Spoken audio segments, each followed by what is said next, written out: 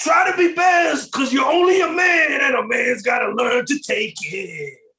Try to believe, though the going gets rough, that you got to hang tough to make it. History repeats itself. Try and you'll succeed. Never doubt that you're the one and you can have your dreams. You're the best around. Nothing's going to ever keep you down. You're the best around. Nothing's going to ever keep you down.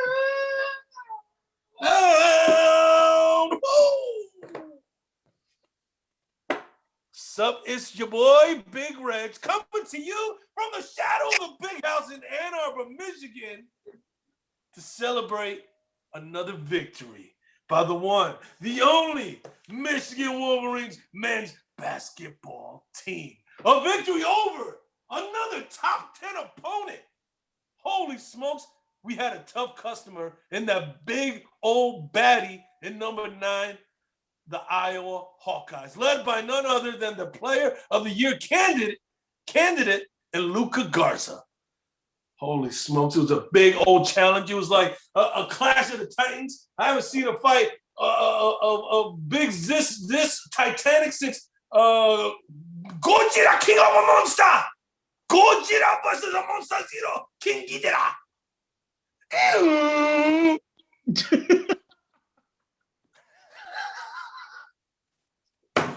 Oh, what a game it was. And it was a victory for the Michigan Wolverines. What was the final score? 79-57. A 22-point victory. Another blowout of a top 10 opponent. If that doesn't speak to you, then you I don't know what to say at this point. You're blind to the truth, baby. You're blind to the truth. Joining me tonight in this revelry and the celebration, first as always, the one, the only, producer Jay Bizzle. I'm going to start drinking the Knob Creek right now because I'm joining that situation. Got my vaccine shot scheduled for Saturday morning, so we're headed towards beating this COVID. There you go. We raise our glass to vaccines. We also raise our glass to staying safe. Both. We also raise these fancy new glasses to the one, the only Big Rock, who was kind enough to support the program and send us these fine whiskey glasses. It's called the Glencairn glass. Look at how finely shaped it is. Oh, I haven't seen a shape this sexy since the 1987 swimsuit issue. You know what I'm saying?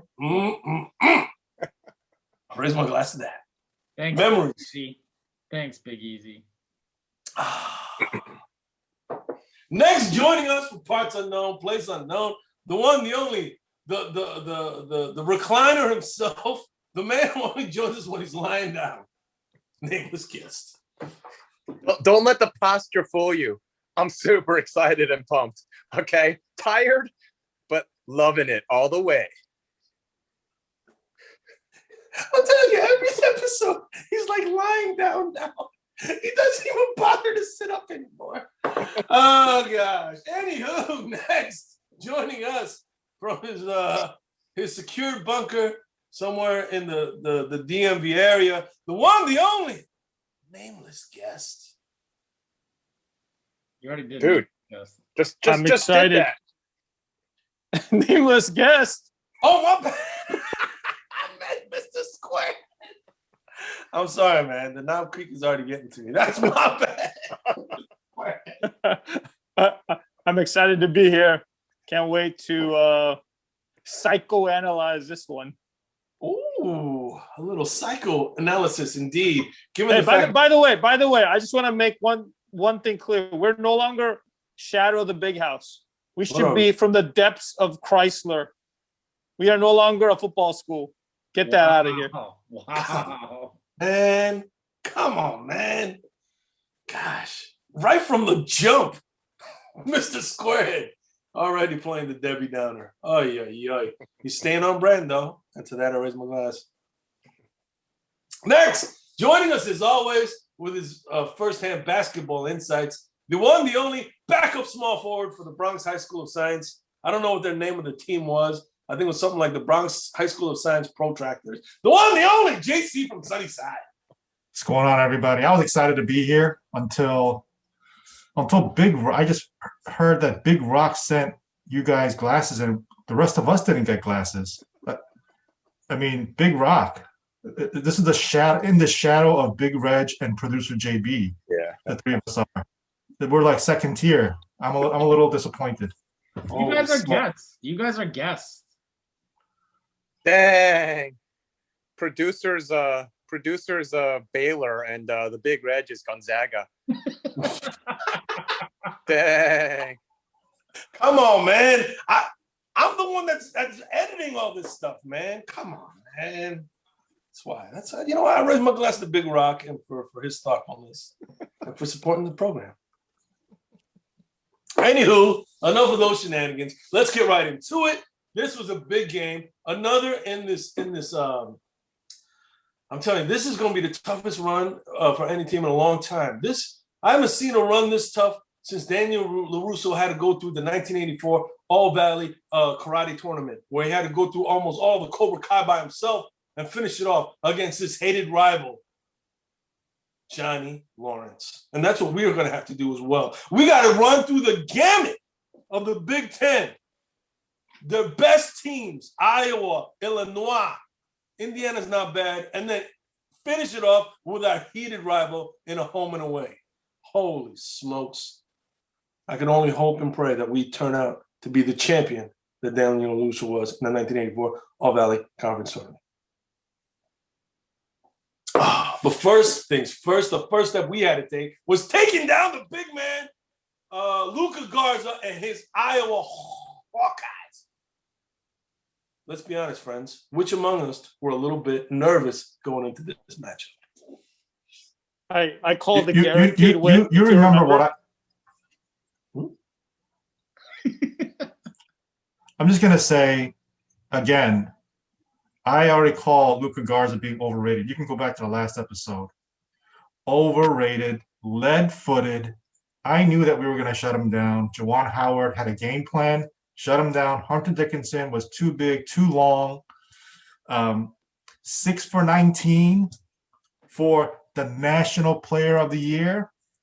Get out of here, Luka Garza. You did not know that. Come on. Bushy eyebrow, big bush. Wow. Big bush against the Dickinson. Come on, man. You're talking about the guy that lit us up for 44 points in the first game last season and then 30 plus in the second game. Okay, come on, man. That guy's no slouch, man. I give my props to Luka Garza and all that he was able to accomplish because I respect what he's been able to do. I think JC from Sunnyside is trying to say that Iowa was overrated, and thus just another team in the Big Ten that seems to be a bit overrated, and thus making the Big Ten a little bit overrated, and thus we should slow our roll just a little bit. And thus I called this game guaranteed win before we even stepped onto the court. It's true that Mr. Squarehead called the guaranteed win. He put it on the text. We saw all of it. But the fact of the matter is the following. One, Luka Garza is probably within the echelon of National Player of the Year amongst the nation elite. We shut him down. I shouldn't even say we shut him down. There was multiple opportunities for Luka Garza to score some points, but Hunter Dickinson from the DMV took him down. Little did we know that Hunter Dickinson and Luka Garza battled it out in high school too, and even during the summer, which I found as interesting information because Hunter had his number. Hunter shut him down. Luka Garza was on his hands and knees towards the end of the game because we just kept hitting them. This reminds me of back in the day when we used to play over under, and somehow I got thrown on the line. And I remember one time, one of my young said, "Hey, if you want to take down a big guy, just keep hitting him in the chest. Keep battling against him in the chest, and they're going to get tired." They sent Terrence Williams on him. They sent Austin Davis on him. They sent even Isaiah Livers on it. Like everyone, they just kept hitting him, and they wore him down. We won because it was a group team effort. Hunter Dickinson obviously played ridiculously well. Amazing win. Very, very heady game. The coaches knew what to do to take them down. And by the way, Iowa lost to Gonzaga 99-88. We crushed Iowa by 22 points. Held an explosive offense of 57 points. 57. You know, and the other thing that I want to say that I said, and Dickie V may have read my notes from the last episode, but again, this has all the ingredients of an incredible, great team. A heady point guard, has great wing players, has a post player, has a great bench. He said exactly what I said. And he may have watched it, looked over my shoulder at my notes. But again, this team has every single ingredient to be great. Dickie V was there watching it in person, and he still didn't say that Michigan is a number one team. Dickie V would never say Michigan is an elite team anyways because he's biased. Where would you put this team in ranking? Still behind Baylor and Gonzaga. No way. Number one. Number one in the nation, baby. Baylor, Gonzaga have not played as tough a schedule as we have and persevered as much as we have and come out on top as much as we have. So I raise my glass to that. Where do you put them when the new rankings come out? We talked about this after the last game, and you guys said, oh, they're going to jump the two undefeateds, and we had this discussion. If they all win out, where do we stand in terms of the tournament seeding? And that's exactly. They got one first place vote the last time. One first place vote after they beat Ohio State. That's one more than they had the previous week, which signals a shift. And that was signals the a shift. That was a coach's poll, and Juwan Howard probably said, "Oh, maybe we're number one," and he voted us number one. Before we move on to the rankings conversation, I just gotta say Isaiah Livers, Mr. Squarehead, 16 points and 6 of 9 shooting. The man that you said was horrible, very efficient. Horrible. He can't make his own shot. Oh my gosh! Hey, what are you talking about? Take some wide open threes, do some layups. One on one, he can't do anything. He's like from the guy that doesn't even watch the game. Hey, first of all, I don't have ESPN because I couldn't watch it. You know what I did? ESPN gives free 10-minute access to watch online. I got 5 of devices and watched 5 10-minute clips of the second half. So I was able to watch the entire second half, and I witnessed for myself. Isaiah Livers cannot create he can't go one-on-one and create his own shot. What does it matter if he creates his own shot or not? If he makes 16 points, he still gets his points. I'm just saying he's not the great player where he can create his own shot. Yeah, he can stand and get wide open threes and make those. I'm not denying that. Oh my gosh. He made multiple shots where he did dribble drive and pull up. Okay. He did a lot of those. That's creating your own shot, number one. And then number two, he also had a couple of 3-pointers made when there were defenders right in his face. Right in his face. And he still made those 3-pointers. Yes, he did. Defenders are 6'2". 6'2" defenders against 6'9" Livers. He's not 6'9". Get out of here. What are you talking about? His hair. 6'9" makes it 6'9". His hair, man. Your logic is so flawed. Oh my gosh. Listen. You don't want to become the Kaylee McEnany. Okay, come on. You got to talk with a little bit of realism, a little bit of grounded reality. Come on. We have not heard yet nameless guest, so we'll throw it over to nameless guest before he falls asleep. Well, I think we all know Squarehead is trashing Livers a little bit for effect, but there's a little bit of truth in almost everything Squarehead says. I mean, that those were sneaky points with the threes. You know who creates the shot? Squarehead would give props to Franz. Okay, that's a guy that'll blow by, use his length. Wouldn't you respect that? From the Wagner? Livers, yeah, I don't care. He gets his points. He's an important piece. We love him. Why do you have to trash him? That's my take.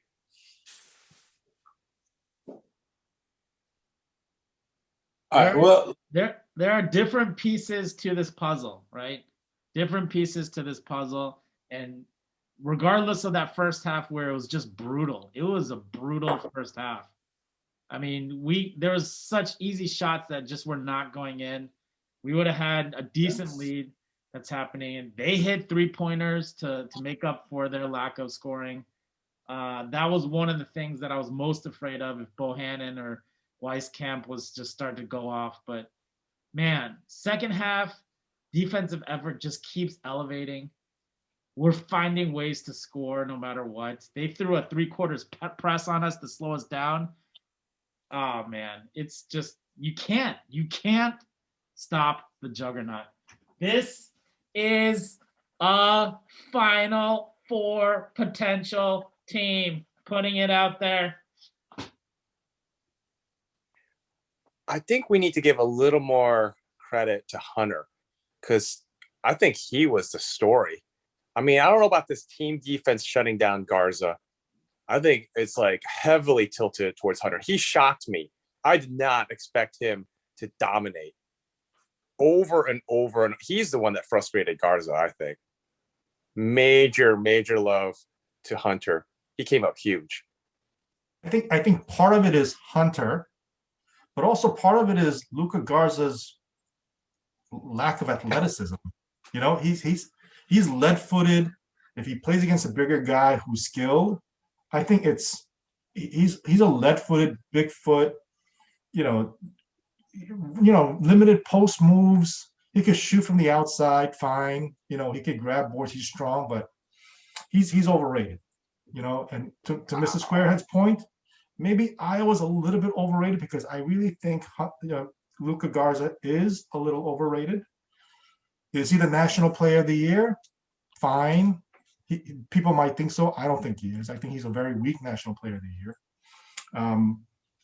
But I also want to go back. You know, I think Livers, he's not an asterisk on this team. He gives you 15 points a game, 6 rebounds. Yeah.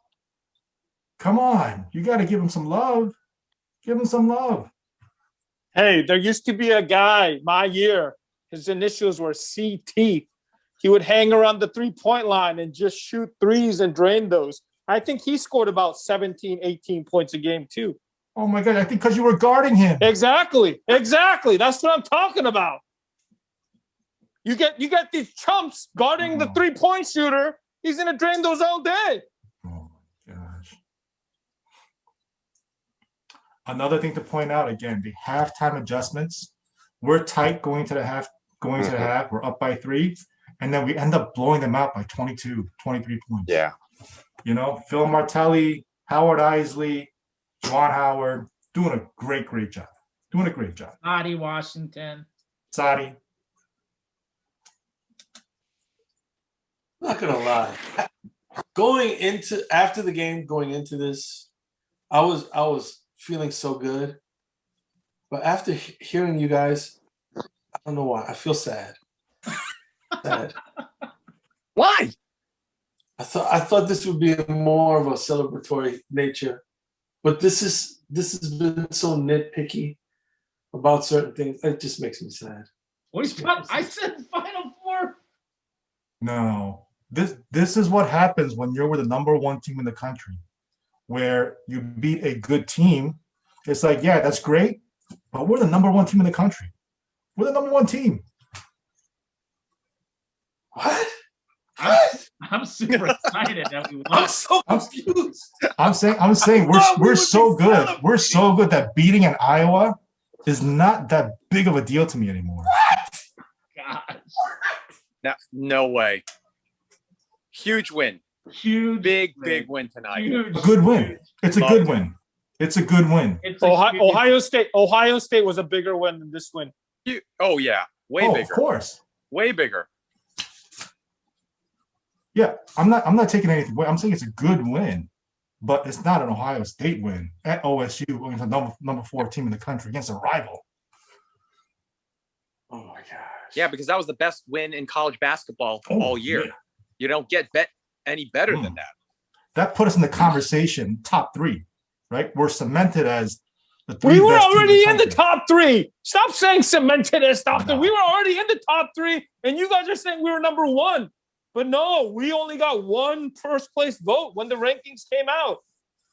There was nothing more satisfying for Mr. Squarehead when we got 0 votes from the AP. He texted us immediately as soon as the AP released those results.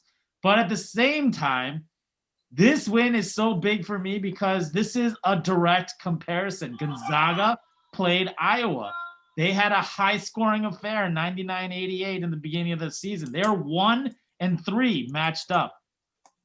Now we're playing that same Iowa team later in the season, preferably even more refined than they were in the beginning of the season, and we crushed them by 22.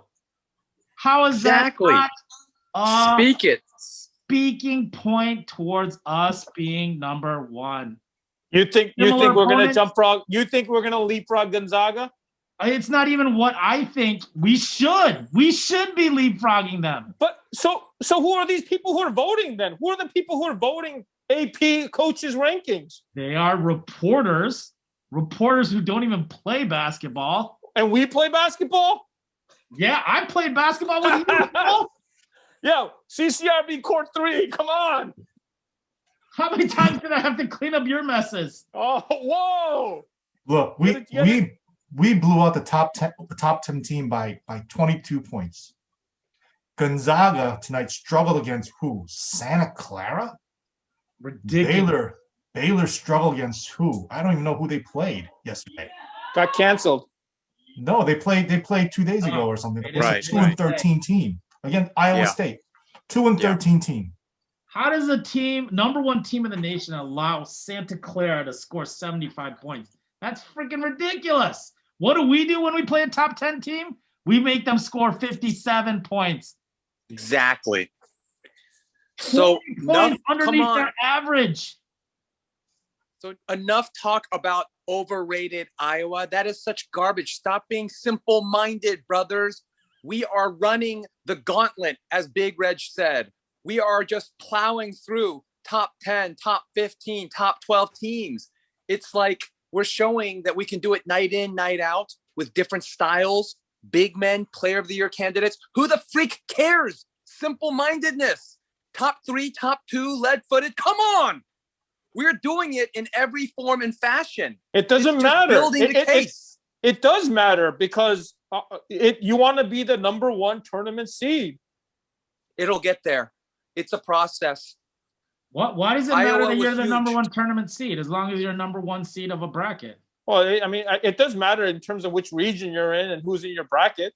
A little bit. A little. No, come on, man.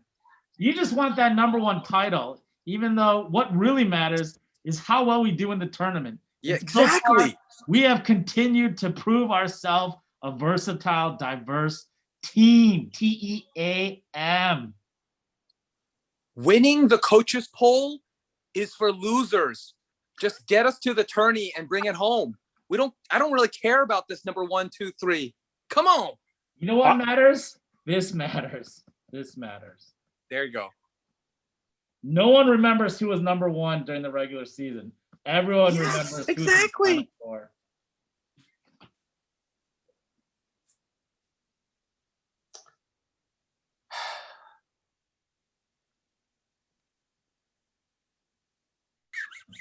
Whoa. I don't know what else to say. I was so excited. After OSU, I finished off the Knob Creek. And then I was so excited. I was like, you know what? I got to get some more Knob Creek. So I went down to Meyer, and I got even more Knob Creek, too. I got the big one. But now you guys just, I don't know. I feel depressed. I don't know how to say it. I feel sad. No, come What on, Big the? Reg. Bring it up. Dude. You're sad because you don't have the donut for the mukbang tonight. Come on. Come on now. I'm sad because it seems like Michigan Nation is not as excited as they should be about what a great team this is. I'll tell you why. I'll tell you why. Because the other JH came into town setting such high expectations, and now Michigan Nation knows not to get too high. Because you know what happens when you get too high? You end up getting blown out by OSU by 50 points or something. That's what happens when you get too high. Yeah, with but the number one ranked defense going.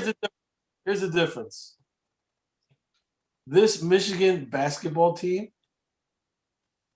versus top 25 competition versus top 10 competition versus top 5 competition has won. And oftentimes they've won in convincing fashion.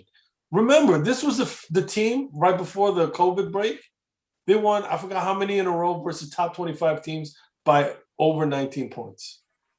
So this team has shown time and time again against top level competition that they not only perform well, but they dominate the competition. Yeah. But yet, for whatever reason, this team still gets doubted, second guessed.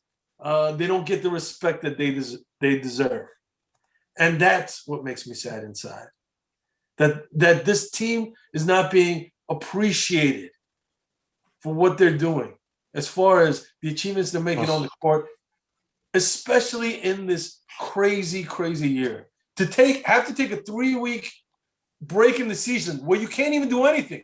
You can't even get together. You have to sit alone and isolate because of COVID-19 protocols.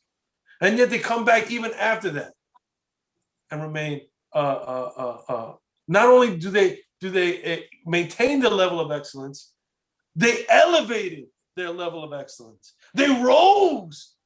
They took another step up, beating a hated rival on the road, rising again in the rankings, and then culminating today, or I shouldn't even say culminating, but taking another step upward by beating yet another top 10 squad with a leading candidate for the National Player of the Year, and beating them by over 20 points yet again. Yet again. I mean, what more can this team do to earn the respect? I'm not even saying the admiration or hosannas on high. I'm just saying, just give them a little bit of respect. Nobody is disrespecting this team. Everybody thinks this team is great. I think the problem is that we're all jaded. We're all jaded by what's happened since the other JH came into town. Who's we? You're the only one jaded. Come on, man. You're the only one. No, all you come on. Oh, Lucas Garza is overrated. Come on, all anything negative, any hint of doubt that you guys are all mentioning is because you are all jaded, and you know. I'm not jaded. You know. I'm not. You know. No. You know that there is. Hardship. Look at this game. Hunter Dickinson picked up his third foul early in the second half, and then what happened? They took another step up. They went into halftime only up by 3. Hunter Dickinson picks up his third foul early in the second half. That spells, in most cases, you would think, oh my gosh, Hunter Dickinson's going to go out with his third foul early in the second half. Man, this is probably where Iowa's going to blow him out. But guess what, Buttercup? It was the flip of the script. Michigan beat them by over 20.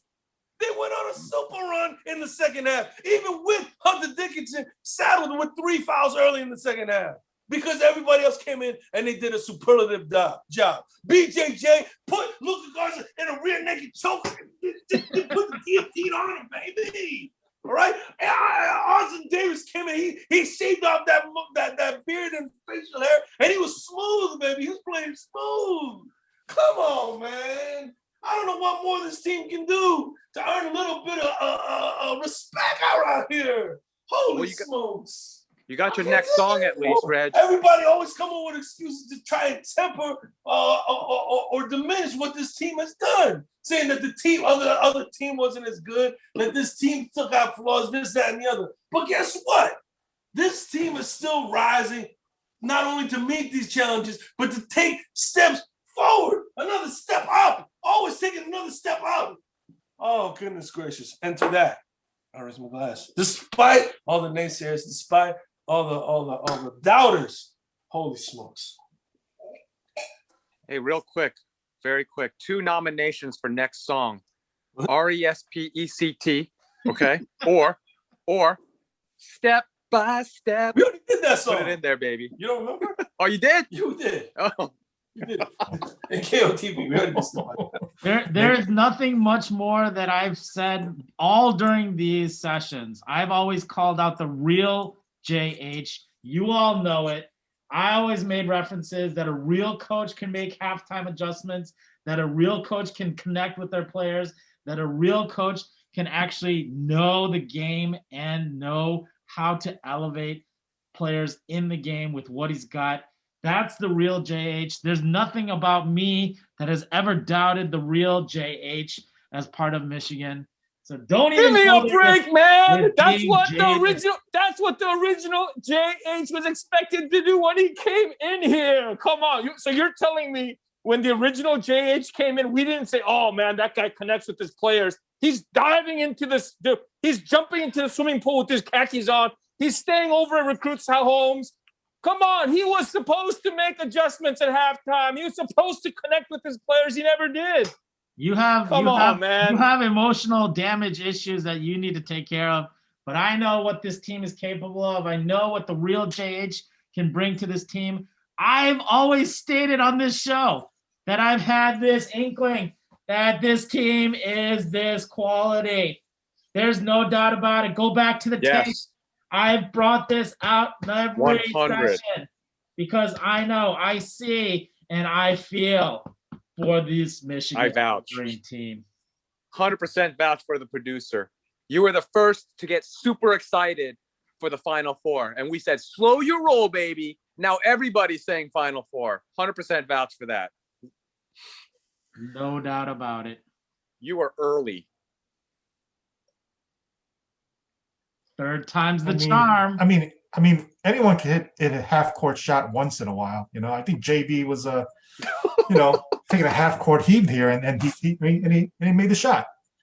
You know, I think we have to see the body of work, and the body of work says, hey, they're an elite team. Like I said, they have every single aspect, ingredient of what you need to be an elite team, and that showed during this run. 17-1 against top 10 teams, top 25 teams, blowing them out. Coming back from COVID, beating a top 20 Wisconsin team at number 4 OSU, and now blowing out number 9 Iowa. We are the number 1 team in the country in my eyes, and in everywhere else, that shift is happening. We are now cemented in the top 3 after this win. I think people are going to start talking about, hey, they might actually be Baylor, be better than Baylor, and better than Gonzaga with the body of work that we have to show for. Well, they're already doing it, Jay Cho. I mean, Sunnyside. So look at the post game. The post game talk. That's what they were saying. That was the entire focus. The talk has absolutely shifted, and it's predictable. Why wouldn't it? And it's going to just keep rolling. With the next one and the next one. I mean, if we take down Illinois, that's going to be the dominating conversation. So many more people are going to be saying it's going to be like split. It's going to be like 50-50 split. You're always going to have your West Coast Zag supporters. They're never going to change when you have. I thought Iowa was supposed to be better than Illinois. They're not ranked that way, but to me, they're all top 10. They're all in the same kind of grouping. Depends if you play home or away. I'm just pulling up some stats here. Gonzaga, strength of schedule from ESPN, rank 88. Baylor, strength of schedule rank 93. Guess what Iowa's strength of schedule is? 30. What is Michigan's strength of schedule? 41. Gonzaga, Baylor, Yeah. they play cupcake teams. I don't understand. Of course. I mean, that's what we were saying the whole time. The last episode. They're playing Mount St. Mary's and Santa Clara.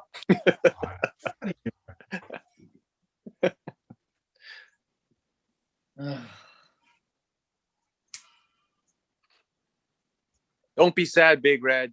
Don't be sad. Don't Don't walk into the don't let Debbie one Downer trap. Yeah, don't let one polygon ruin your night. This was a big win for Michigan. This cemented everything that we need to do to secure the Big Ten championship, Big Ten title championship. I mean, we're basically there. A couple more games and then we're there. That's all we need. Let's savor it, brothers. Let's love this is such a fun, freaking awesome ride. Enjoy every moment. This is just too good.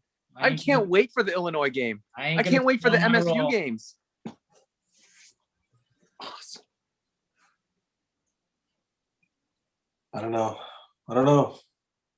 Come on, Big Reg. Come on, Big Reg. I just know that this team deserves a lot more admiration and respect, whether it be from the coaches in the coaches poll, the media and the AP poll, or even the Michigan fan base, because you don't see a lot of posts in social media about this team either. You know what I mean? I see a lot of them. Do you? Yeah. Same here. I see a I lot. don't see that many. But I'll just say this. That's because you just follow twice. That's all you follow. Hey, don't tell me because I follow excellence, whether it be in K-pop or in basketball and football.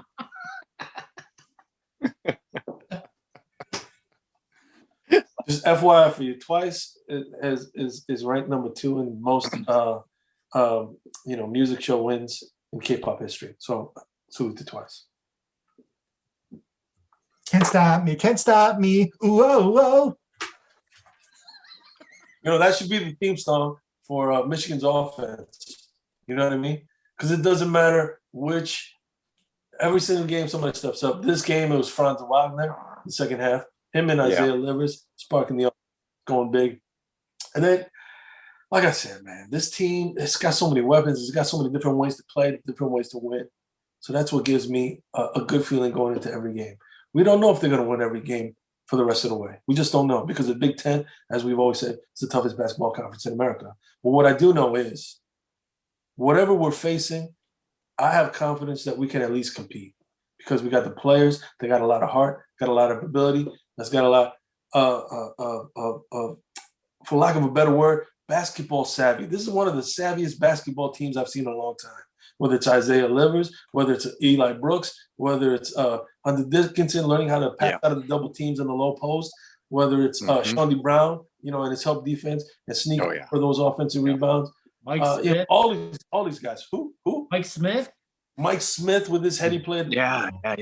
We can go on and on, but if there's one thing that we've learned about this team is that the coaching staff has really helped them to really be a cerebral team that knows how to play together, that knows how to exploit the other team's weaknesses, that knows how to play off of one another, whether it's on the offensive or the defensive side. And that just raises, so it becomes a multiplier, you know what I mean? A force multiplier. Yeah. It's not just 1 + 1 = 2, but it becomes, what do you call it? An exponential growth. You know what I'm saying? It's not 2 + 2 = 4, but it's 2 × 2 is 4, but then 2 × 2 × 2 = 8. You know what I'm saying? It's a mathematical kind of thing, baby. You know what I mean? It's not 2 + 2 = 6. It's not 2 + 2 + 2 + 2 = 10. Did that do 5 2s? 2 + 2 + 2 + 2 + 2 is 10. But it's 2 × 2 × 2 × 2 × 2 equal to 4, 8, 16, 32, 64. You know what I'm saying? And that's what it's going to take to become the number 1 team after 64 teams have played in the NCAA tournament. And that's what this just had a flashback to the transitive property of Oh my gosh, not this again. This is a team that, when you look at it mathematically, has exponential growth potential. It's X to the N, actually. X to the N. There you go. Oh, and to that, I raise my glass Raise it. to mathematics. That was a beautiful and wonderful laundry list of Michigan superlative play, but just throw in that Franz passing like a wizard. Come on, that was beautiful. Like, how can we not mention that tonight? That was amazing stuff. But that's other stuff. This is the thing with Franz. Remember last year, Franz, he struggled a lot. But this year, you know what? Even if he struggled on the offensive end, you know what makes me respect him is he still brings it when it comes to boxing out, playing defense. You know what I mean? And that's one thing about this team. No matter who's playing well or not on the offensive side of the ball, they always give full effort. Always give full effort on the defensive side of the ball. And that shows in games like this where you got an Iowa team where they got dudes shooting over 50% from the three. Over 50% from the three, which is nuts if you think about it. But this Michigan team held them down tight because they play together as a unit.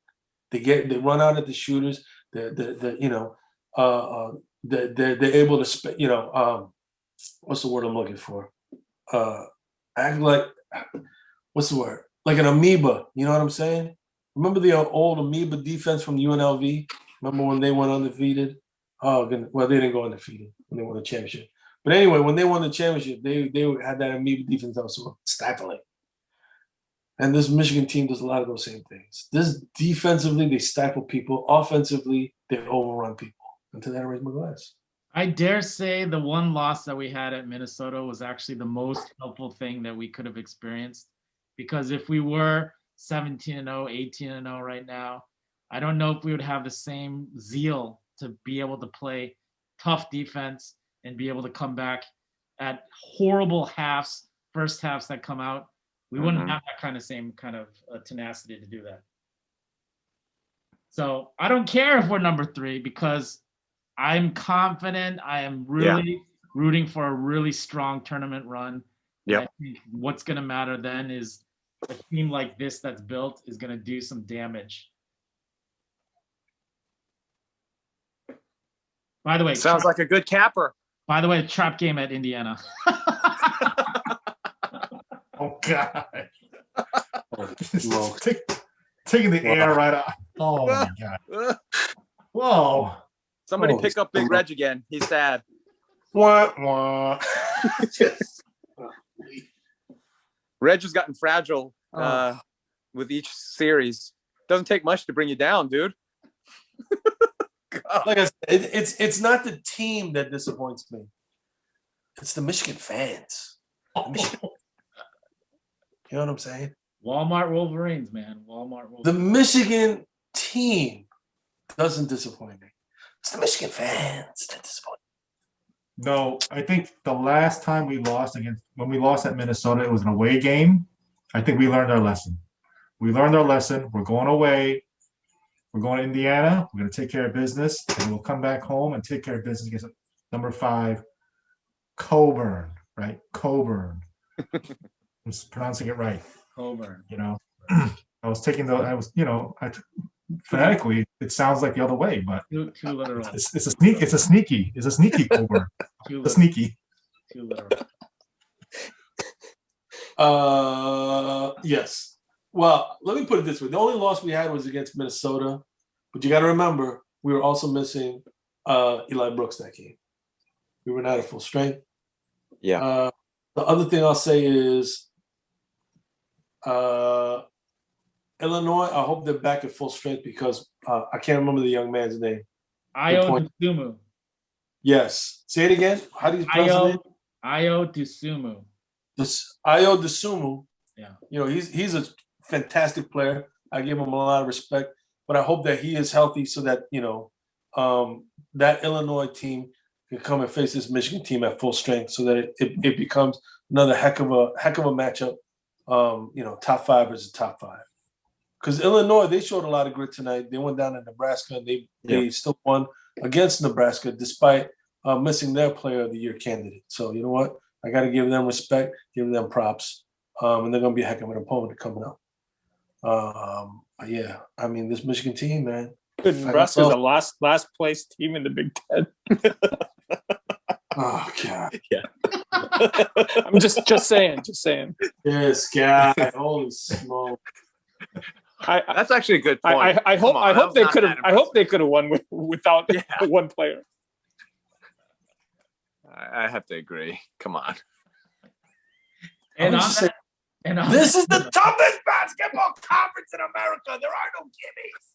Toughest, baby. Toughest. And on that note, let's go, baby. Yeah.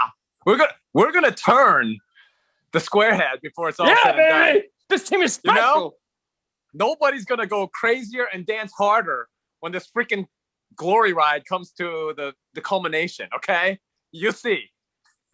he's just playing a role right now. He's just playing. Oh, totally. Come on. Oh, Simple-minded. That's the theme. Big Red I can't wait to tear this off. simple-mindedness. Playing the role. Jeez. Anyway, I raise my glass to Coach Howard and the team. Another fine performance and another big step forward in our ultimate goal of winning a national championship. So I raise my glass to them and I say, Go Blue! Go Blue. Yes. Hello.